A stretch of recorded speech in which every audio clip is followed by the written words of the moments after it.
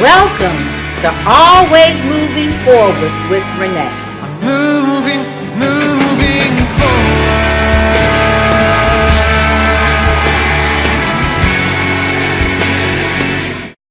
Happy day to all. This is the day that the Lord has made. Rejoice and be glad in it. Welcome to Always Moving Forward with Renee and friends. My friends, I've Noni here and Lenore on the end. Deuteronomy 32nd chapter, 7th verse states, "Remember the days of old. Consider the generations long past. Ask your father, and he will tell you, your elders, and they will explain to you." Let me give a shout out to Rhonda.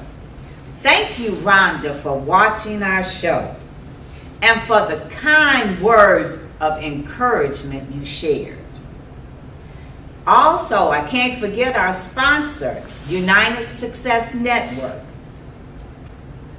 When we come together, anything is possible. The time for change starts now. If you have credit card debt, utility bills, your home loan is due, student loans, unpaid taxes, you name it. United Success Network is committed to impacting positive changes in diverse communities. To join the cash donation network, call 313-282-4455. And you know, audience, I'm going to ask you, if you're afraid to dial their number, call me at 313-657-5556. And we can't forget Mr. Antoine Bell, CEO of Bell Global Network. He makes it possible every week for us to be with you. But you know what? When talking to friends, it's natural to bring up topics they are interested in. Lenore said, "Do you know what time it is?" It's enrollment time for Medicare. So viewers, I hope, as I always say every week, you have pen and paper, because you definitely want to take notes today. Because remember that word, Medicare. That's what we're going to talk about. And I know you're going to have lots of questions. But you know what? When shopping for any type of insurance, it can be complicated and intimidating, especially for our seasoned people. Yes. I don't want to say the word senior, Yes. but for our seasoned people. Okay. Our guest today, Miss Janet Adams, President, CEO of JMA Financial Services, will help all of us to better understand what you can expect from Medicare. Janet, before we start, please tell our viewers a little bit about yourself, where you're located, and how they can contact you. Thank you so very much, Renee. It's my pleasure to be here with you and your friends, Lenora and Noni. And I am so honored to be able to introduce or talk about Medicare and talk about how the change in all the different facets of Medicare. I've been in business for like 28 years. Okay. And I've been in the health insurance. I do the health insurance products, and also for groups and for individuals. And now we're talking about Medicare. Medicare is another specialty that I have accelerated in my business. And so I'm just happy to be here, and I'd like to leave my phone number in the beginning, and I'd like to leave my phone number at the end if it's okay. And in the middle. And in the middle. Okay. And also my email address. Okay. And that's how they can get in touch with me. And it would be JMA Financial Services. The phone number is 313-837-1455. And my email address is ma_financial@comcast.net. Okay, well, thank you, thank you. And Janet is going to, well, she told you she's qualified. So she's going to tell us about Medicare. So Janet, tell us, what is Medicare? Well, Medicare is a benefit that we get once we reach 65. Okay. Now, Medicare, just a little bit of background, Medicare was initiated by Lyndon B. Johnson back in 1965. Just think about what you were doing in 1965. Well, prior to 1965, there wasn't Medicare. I don't know what was going on with that, but now we are the baby boomers, and we are fortunate enough to have Medicare on our side. Okay. At first, when Medicare first developed, it did not have a prescription coverage with it. And that was one of the major fallbacks with Medicare. And then in 2006, they introduced Part D as in David. Part D is only relative to prescriptions. So now we have, since 2006, we are able to access a prescription option along with our Medicare medical option. Okay. And you asked me, what is Medicaid? Well, Medicare is broken up into several parts. And if you don't mind, I'd like to kind of go into that, if you don't mind. Okay. Well, Medicare, you have, once you turn, okay, who's eligible for Medicare? Medicare, if you are age 65, you are eligible for Medicare. Okay, so you have, with Medicare, there's Parts A, B, and C, and D. But let me digress for a moment. Eligibility for Medicare, if you're 65 and above, you're eligible for Medicare. If you're under 65 and have been deemed by the Social Security office as being disabled, you can receive a Medicare, the red, white, and blue card before age 65.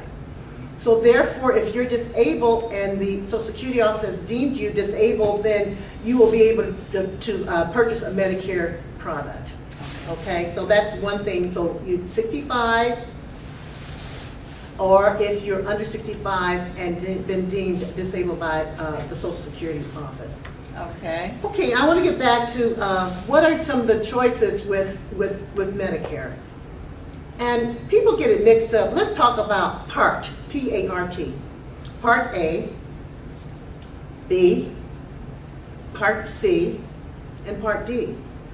Okay, I'm going to be very, very general because I don't want to get too involved, because in my years of experience, there's so many different stories. You get too involved and everybody has their own unique story. Mm-hmm. So I want Part A. Part A, well, what does it do? Part A, first of all, it handles your hospitalization. Hospitalization such as, so if you have Medicare Part A, you'll be able to get hospitalization. You'll be able to access a skilled nursing facility, hospice and home health care, blood and those kinds of things.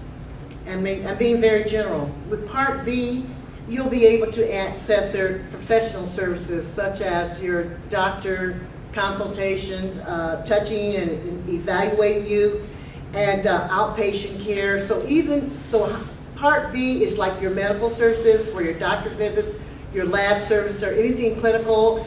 And also Part B handles the clinical x-rays that you may have, you may need. Part C is pretty new. Part C says that the Medicare product for Part C, you must have Part A that we talked about before and Part B that we talked about before. So we have Part C. What Part C does, it combines Part A and Part B's benefits, such as hospitalization, doctor visits, and laboratory visits, and blood work, and home health care, and medical devices as well.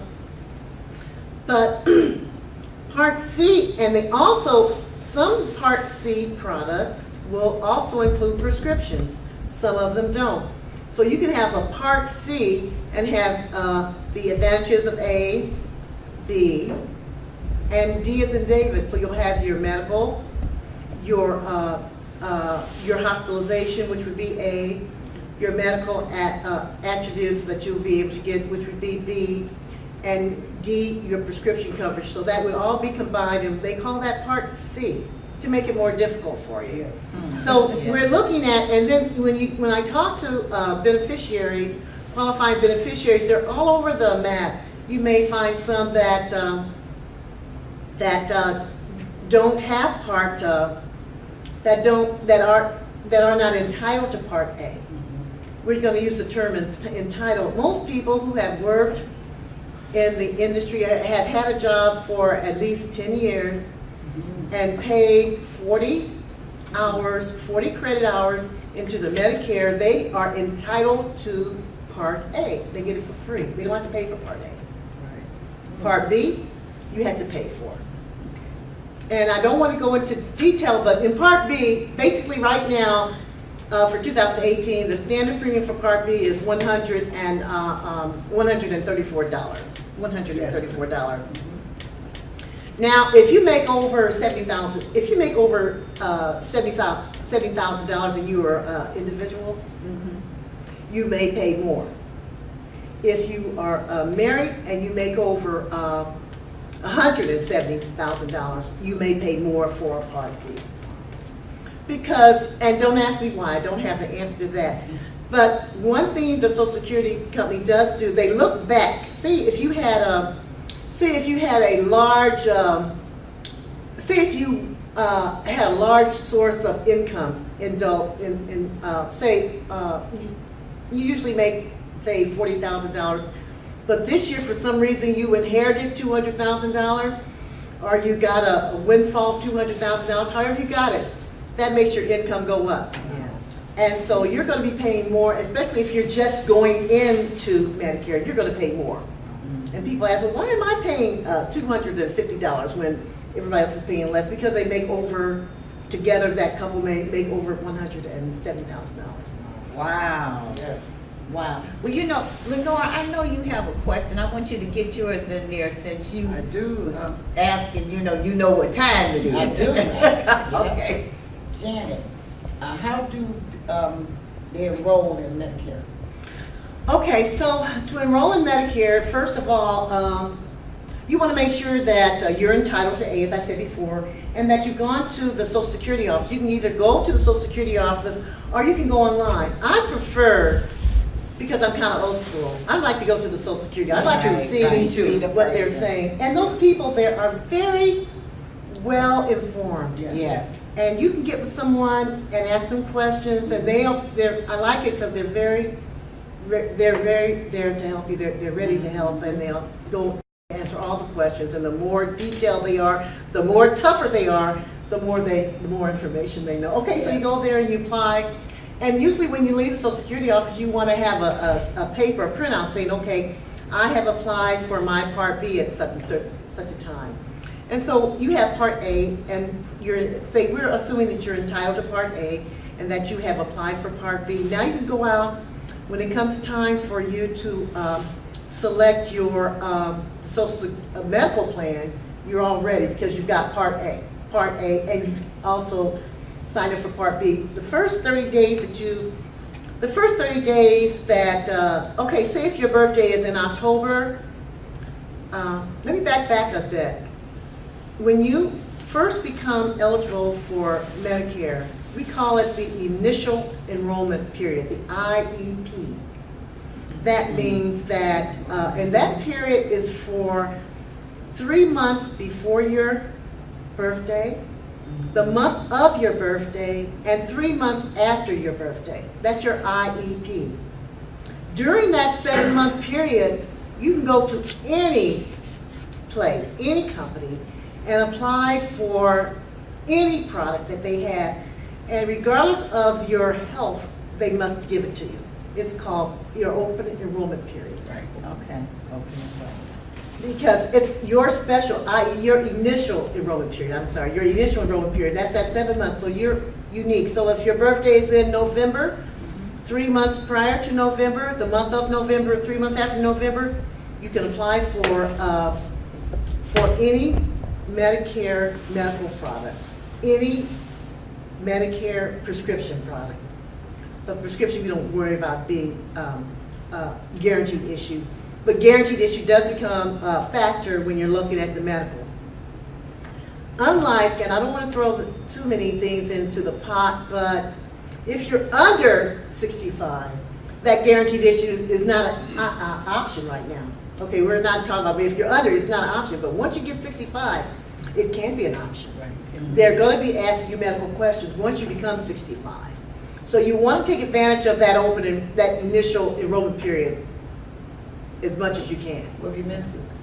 Well, if you miss it, then Some people you miss have to wait. You can only, if you miss your open enrollment period, then you have from January 1 to March the 31st to apply for it again. But it's very possible that you won't be effective until July of that year. So you have to be, that January 1 through March 31 is very important to make changes and whatnot for that. And once you have that, then you can go out and look for different plans. You can look for Medicare Advantage plans. You can look for supplements, and you can look for Part D plans. Okay. Okay, that's very informative, Janet. Yes. Thank you so Right. much. Yes. But the question I have, what are the coverage choices that an individual would have? Okay, so let's talk about Medicare. Medicare covers 80% of your medical. So if you qualify for Medicare, entitled to a purchase Part B, Medicare will pay for 80% of all of your services. But then we're talking 20% that's not covered. And so that 20% is obtained by a Medicare Advantage product. We call it an MA product. There's MA, and there's also a Medicare Advantage PDP, prescription drug plan. So we call it MA PDP. So there's a Medicare Advantage, then there's Medicare Advantage PDP. Because all Medicare Advantage's products may not have prescriptions with it. A lot of them do, but some of them don't. So you have to be on the lookout for it. Okay. But that's okay as well. You know, you can always purchase it, but there's reasons why those plans are like they are, and I don't know who the brilliant person that thought up all these different circles and it's there for.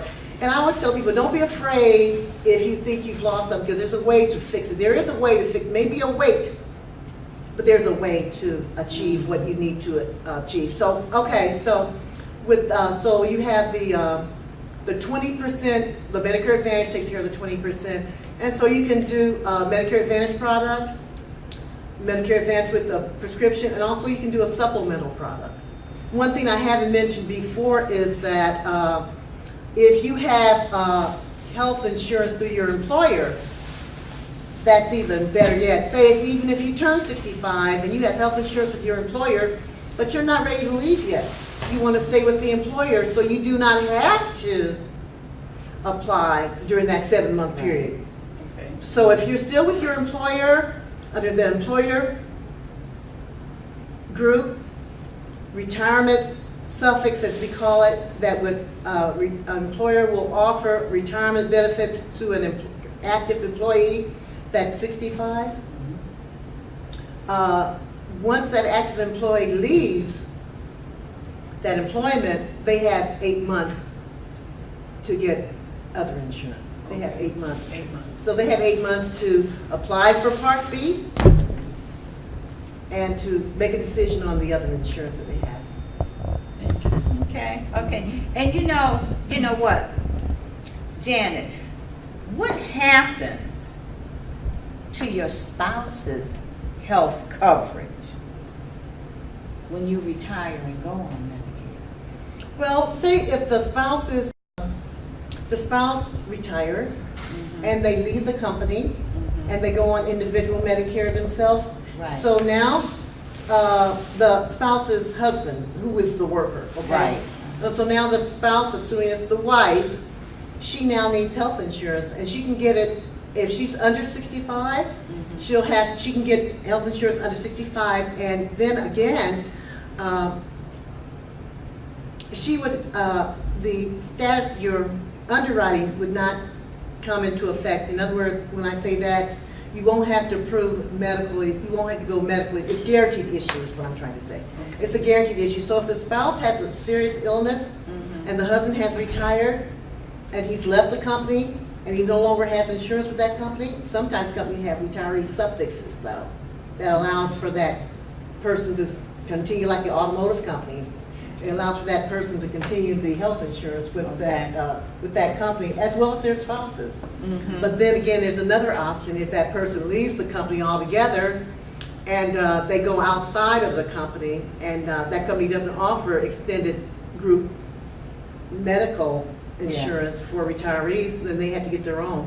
And that spouse will just have to get her own. But the main thing is that spouse is guaranteed issue, regardless of what her health is, she's guaranteed issue. Okay, you know what? Repeat your phone number one more time. Okay, thank you so much for the opportunity. My phone number is 313-837-1455. And my email address is jma_financial@comcast.net. Okay, good. Okay. Ms. Janet, could you explain the prescription drug program as it relates to the donut hole?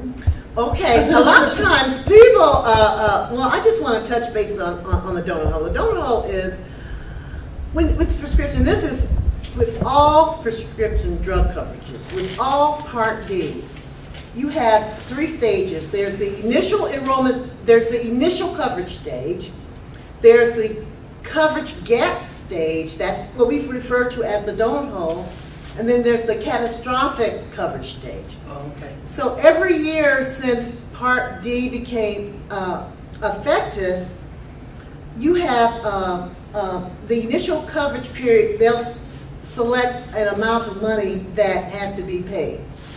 So say this year for 2018 is $37.50, okay?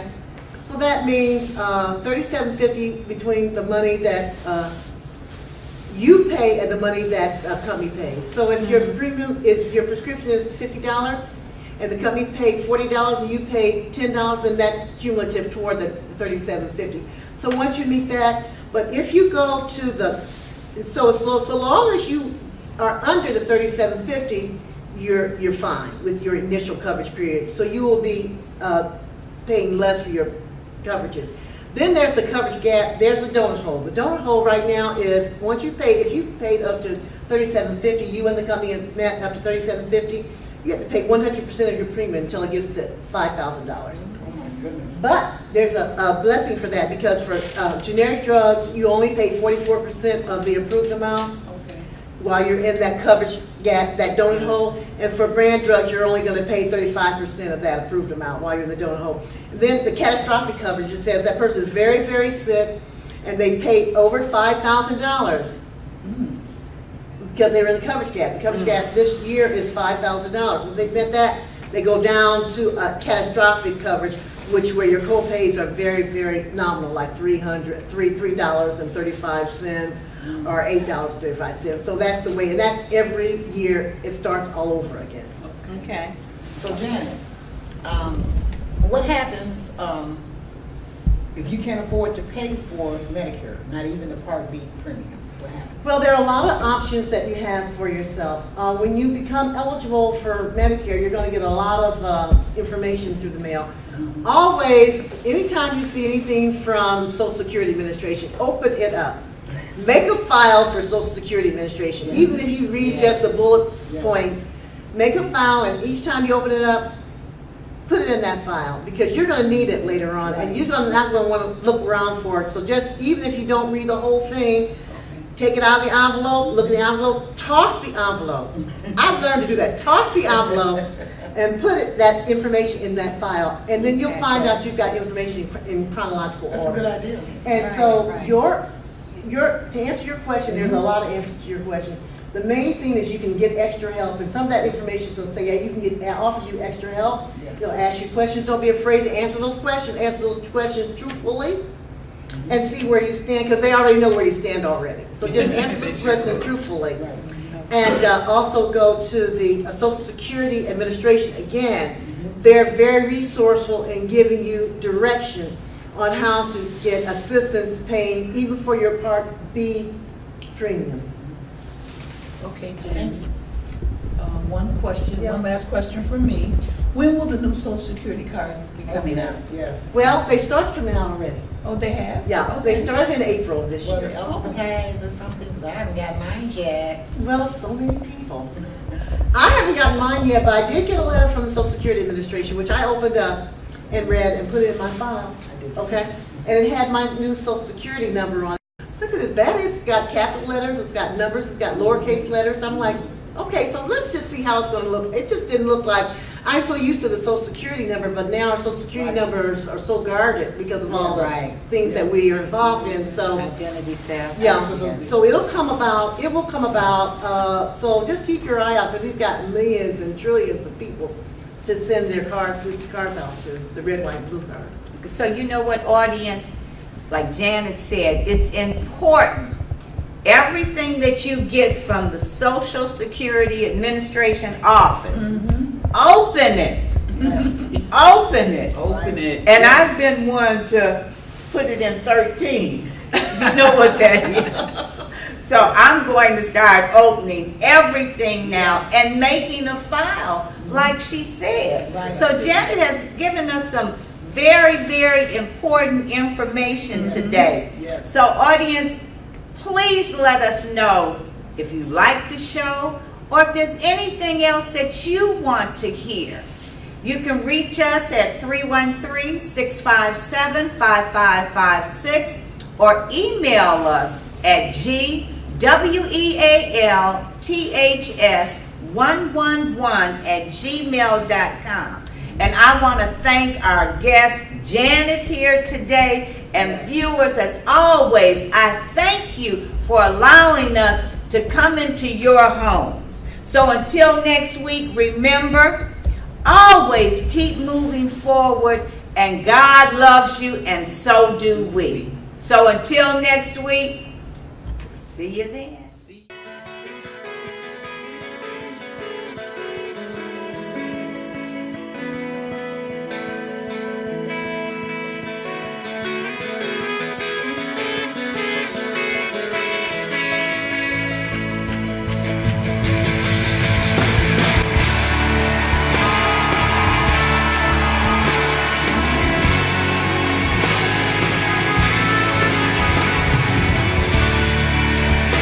I hope you enjoy Always Moving Forward with Renee. Moving forward.